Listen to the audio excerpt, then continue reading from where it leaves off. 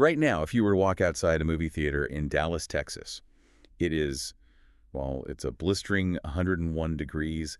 The air conditioning is just fighting this completely losing battle against a massive upper ridge heat wave. Yeah, and if you're up in the Northeast, you've got that hazy sky totally blanketed by toxic Canadian wildfire smoke. Exactly.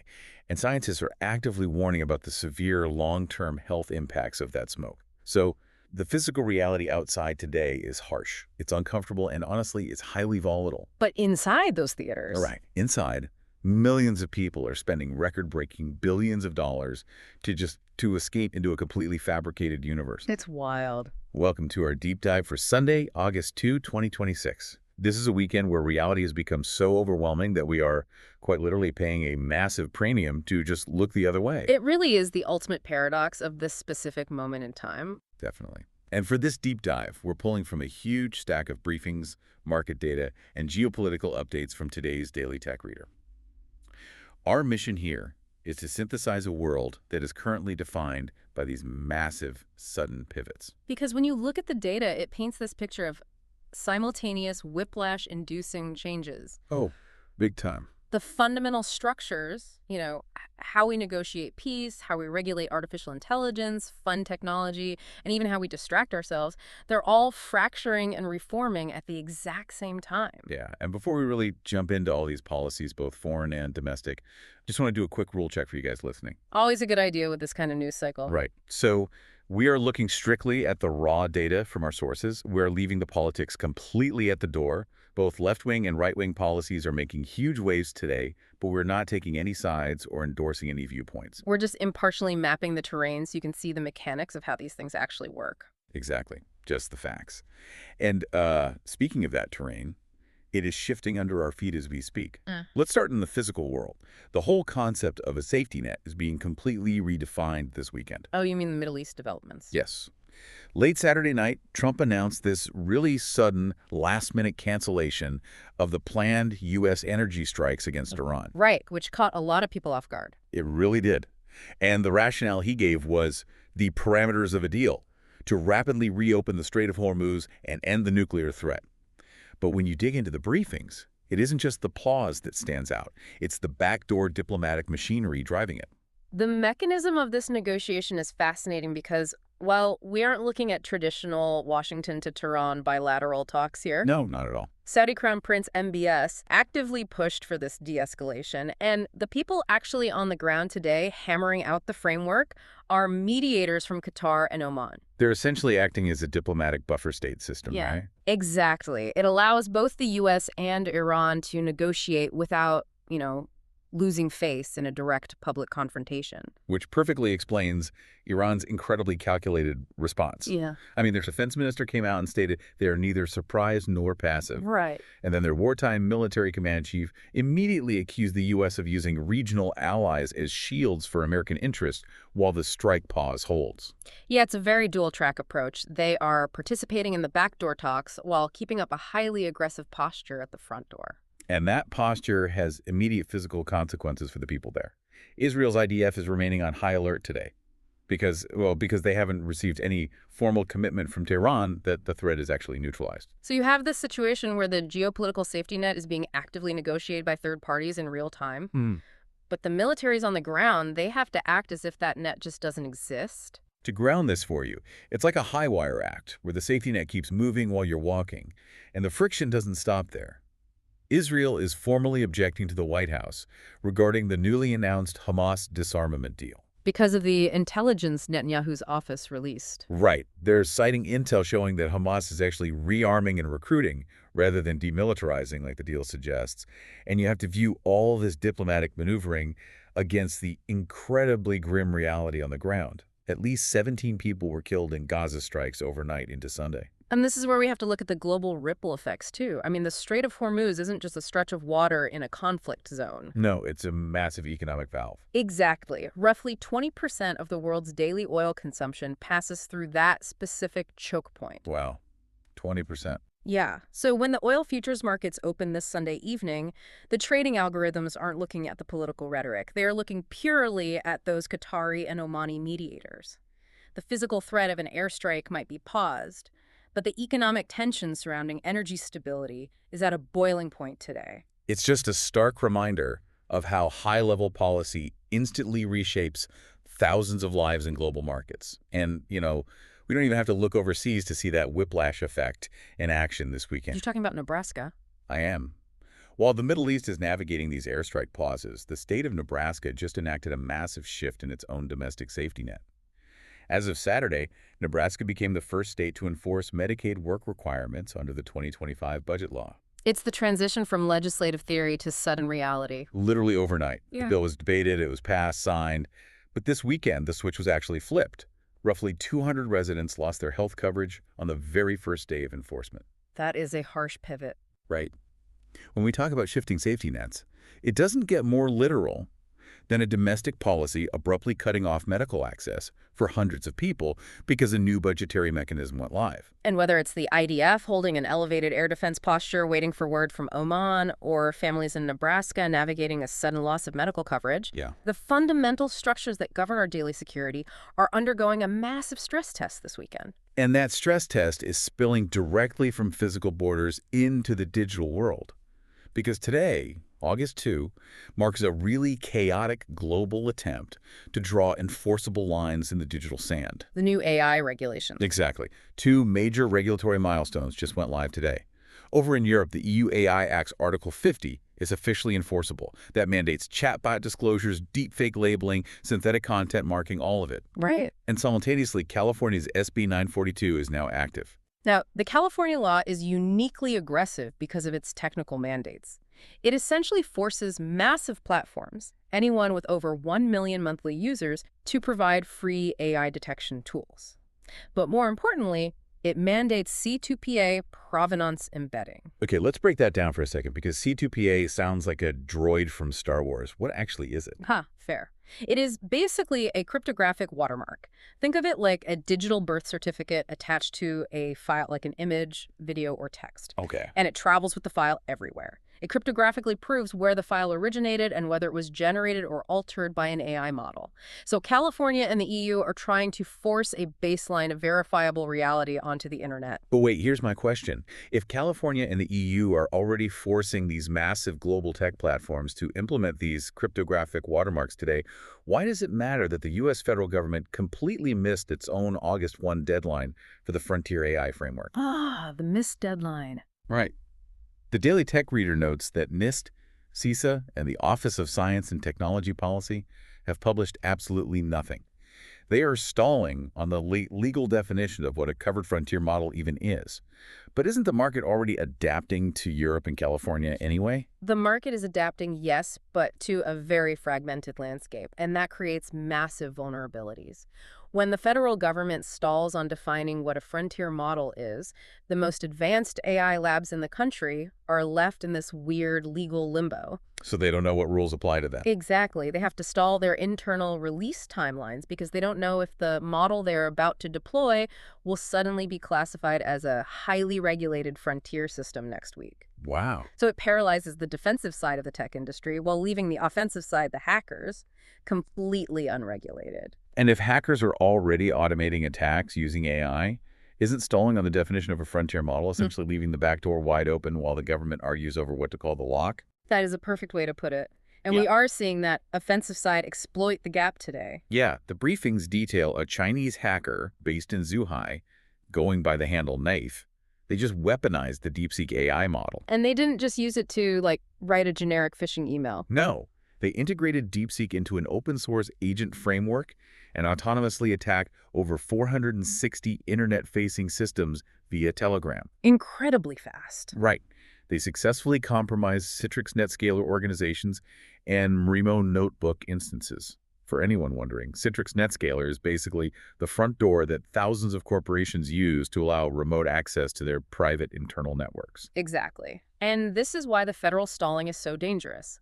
A human hacker manually probing systems is like a sniper looking for a single target. Right, it takes time. But by plugging an advanced AI into an agent framework, Knife essentially gave the AI a broad goal like find and exploit open backdoors in these specific networks, and just let it autonomously crawl through 460 systems simultaneously at the speed of compute. That's terrifying.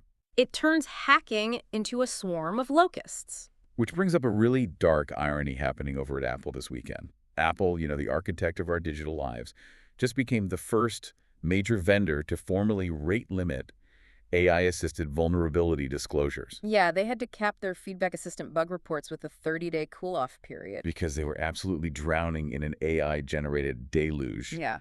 The security researchers, the good guys, are using AI agents to find and report bugs so incredibly fast that Apple's human infrastructure has completely collapsed under the weight of it. Just too much data. It is like trying to put out a house fire with a fire hose that shoots thousands of smaller, angrier fires. That is the core issue of this whole digital pivot. The systems designed to protect the technology are essentially being DDoSed by the sheer efficiency of AI, and the major players are scrambling. I mean, Google just scrapped its standalone AI Studio mobile app entirely. Despite having 800,000 pre-orders for it. Right. They opted to just fold those features into the Gemini app instead to consolidate their infrastructure. Meanwhile, Australia is pushing U.S. tech giants to compensate news publishers for scraped data. The friction is everywhere. And that infrastructure collapse at Apple, combined with all this massive regulatory friction, is exactly what is spooking Wall Street today. Because the chaos in AI regulation is spilling directly into the leveraged loan markets. Oh, the financial anxiety is very real. We are looking at a potential AI economic bubble that is starting to show serious cracks. The leveraged loan market is historically an excellent indicator of underlying economic anxiety, and Bloomberg's data this weekend shows a very distinct shift. CoreWeave, which is a massive AI cloud compute provider, they were seeking a $2.6 billion loan to fund their infrastructure. A huge loan. Right, but they ran into sudden AI debt investor fatigue. CoreWeave, Proofpoint, and at least 2 other major borrowers were forced to sweeten their terms. They had to offer higher yields and steep discount pricing just to get the investors to the table. It feels like building a massive billion-dollar 10-lane highway system before anyone has actually mass-produced the car. That's exactly what it is. Because for the last 2 years, you could slap AI on a pitch deck, and Wall Street would blindly fund the concrete for that highway. But now, the debt investors are standing on this empty, really expensive highway asking, wait, who is actually paying the tolls? That's the mechanism driving the fatigue. The capital expenditures required to buy the GPUs and power these massive AI models are astronomical. Wall Street is finally demanding real return on investment. They want to see the cash flow. Exactly. They are looking at inference revenue, which is the money actually made when a user queries an AI, and realizing it just isn't matching the billions spent on the hardware to build it. The market is pricing in the risk that this is an unsustainable bubble. Which completely explains OpenAI's incredibly aggressive maneuvers this weekend. While investors are tightening their belts, OpenAI is slashing prices to essentially monopolize the road. Oh, the price cuts are drastic. They just cut the price on their GPT 5.6 Luna model by 80% and their Terra model by 20%. Plus, they launched a free program granting access to 100,000 academic researchers. It's a land grab. They're aggressively undercutting the entire market on price to ensure massive enterprise scale. It's like a massive big box store coming into town and aggressively undercutting local shops on price, right? Yes. But what they are doing internally is even more fascinating. While they are commoditizing access to the models on the outside, they are hoarding the world's most elite intellectual capital on the inside. You are talking about Jacob Simmerman. This detail blew my mind. For those listening who might not know, he is the 2026 Fields Medalist. Which is essentially the Nobel Prize of Mathematics. Exactly. He is the mathematician who proved the Andre-Ord conjecture, and he is literally taking academic leave from the University of Toronto to join OpenAI's safety team. He publicly argued that the world's top mathematicians must shape how AI systems reason. The significance of this cannot be overstated. Zimmerman's proof of the Andre-Ort conjecture involves understanding algebraic curves and special points. In very simple terms, his expertise is finding deep, hidden geometric order within mathematical spaces that appear completely chaotic. Which is exactly what you need to do if you want to understand a black box AI model. It's hiring the world's top intellectual architect to fortify their foundations. Exactly. We are no longer just teaching machines to predict the next word in a sentence. We have built these alien reasoning engines, and we honestly don't fully understand how they arrive at their conclusions. Right. Zimmerman represents a massive brain drain from traditional academia into corporate AI. OpenAI knows that to align a system that complex, you need a mind capable of decoding chaotic structures. But here's where the vice grip really tightens on the AI economy. OpenAI can hire the brightest mathematical minds on the planet to build the software, but the U.S. relies almost entirely on foreign physical hardware to make it work. The supply chain issue. Right. And that supply chain is being choked off in the name of national security. The FCC just unveiled new rules banning the U.S. import of new Chinese humanoid and quadruped robots, as well as connected power grid inverters. It's a dual squeeze. The U.S. is trying to build this digital fortress around its AI software models, but you can't regulate the software if you don't control the hardware it runs on. No, you can't. And China is absolutely furious, stating this ban severely damages relations. It is devastating for companies like Unitree, a Chinese robotics firm that holds almost 20% of the global humanoid robot market. Think about the physical infrastructure required to apply AI in the real world. You need grid inverters to power the massive data centers, and you need humanoid robots to execute physical tasks. Yeah. And those are being severed by geopolitical security concerns. So you have financial investors demanding real-world profits on one side and the government cutting off the supply chain to build that real-world infrastructure on the other. It is a massive economic bottleneck. So just to recap where we are, we have paused airstrikes. And massive diplomatic tension in the Middle East. We have the sudden loss of safety nets in Nebraska. We have AI swarms autonomously attacking corporate networks because the federal government has stolen a definition. And we have an AI debt bubble that is starting to fracture while the supply chains are being banned.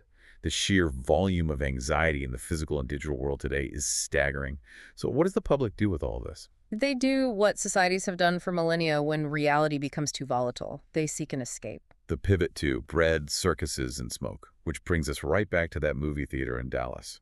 With the 101-degree heat, the massive rainfall risks in the Midwest, and the toxic wildfire smoke blanketing the Northeast, people are voting with their wallets to disengage. The box office numbers this weekend are essentially an economic indicator of societal exhaustion. Oh, absolutely. But I mean, Spider-Man, Brand New Day debuted at $355 million domestically. And $927 million globally. It is the second biggest North American opening in history. Right. And when you pair that with Christopher Nolan's new film, The Odyssey, which just pulled in $51 million in its third week and is tracking to hit $1 billion globally, this combined weekend just set an all-time box office record of $406 million. Which is insane. Analysts are projecting a $4 billion summer and a $10 billion year. But as you mentioned, this isn't just about Sony or Christopher Nolan making a good movie, is it? No, it is a psychological metric. The sheer scale of a $10 billion projection tells us about the current value of distraction. When the news cycle is dominated by autonomous hackers and shifting geopolitical fault lines, the populace is incredibly willing to pour unprecedented amounts of capital into a temporary, air-conditioned reprieve from reality. I mean, just picture that surreal contrast. Sitting in a freezing movie theater, escaping into a record-breaking $355 million Spider-Man universe, while just outside the doors it's a relentless 101 degrees or blanketed, inescapable wildfire smoke. He's caught the image. And we are seeing that massive capital flow into sports this weekend, too. The MLB trade deadline hits Monday at 6 p.m. Eastern, and the commodification of our skates is in full swing. The Dodgers made a huge move. Huge. The two-time defending champion Dodgers just landed Tigers ace Terex Tubal in a blockbuster trade, sending Zaire Hope, River Ryan, and Brady Smith to Detroit. And the minute the Rays realized they missed out on Skubal, they instantly pivoted and grabbed Freddie Peralta from the Mets. But even our distractions are not immune to the economic friction we are seeing in the tech and political sectors. No, they're really not. The fights over capital and control are permeating the institutions we rely on for escape. Just look at the UEFA situation detailed in the briefings today. Right. The European football governing body is actively threatening to boycott the FIFA World Cup. And it's entirely over money. Yeah, FIFA wants to bring massive private equity investment into the global game's financial structure, and UEFA is drawing a line in the sand. It is the exact same underlying mechanism we saw with the AI debt bubble. Massive capital is looking for guaranteed returns, and it is trying to reorganize legacy structures like global football to extract that value. Even traditional television broadcasters are feeling the pressure. The FCC chairman spent the weekend publicly defending enforcement actions against the ABC network, reminding them that they have a legal obligation to operate in the public interest. It is honestly inescapable. Whether you are on the baseball diamond, the soccer pitch, or watching broadcast TV, the regulatory pressure and the fight over capital are there. Yeah. The volatility of the geopolitics, the disruption of the digital economy, and the aggressive monetization of our cultural escapes, they're all part of a single, highly complex system that is violently adjusting to rapid change this weekend. Which brings us back to that idea of everything fracturing and reforming at once. Every twist of the lens this weekend changes the entire picture. And the calendar doesn't stop for us to catch our breath either. We have major updates looming just over the horizon. That final MLB trade deadline hits Monday night.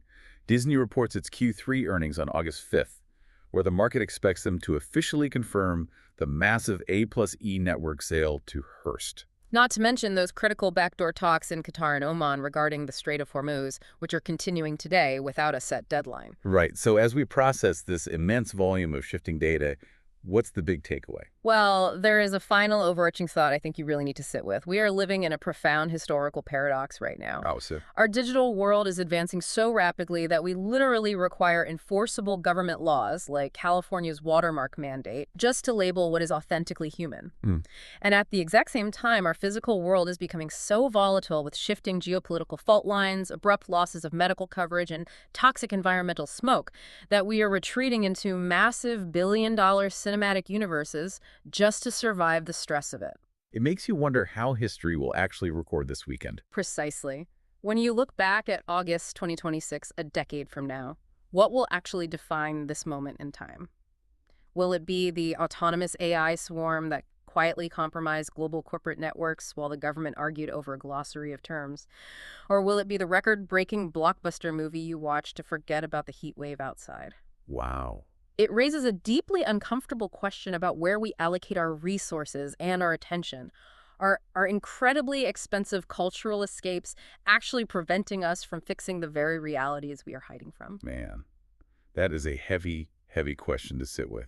Are we just staring into the kaleidoscope, mesmerized by the billion-dollar colors, while the physical pieces themselves are actively breaking apart? Thank you for joining us on this deep dive. Keep questioning the world around you, keep looking past the headlines, and we will catch you next time as we continue to unpack the mechanics of the future.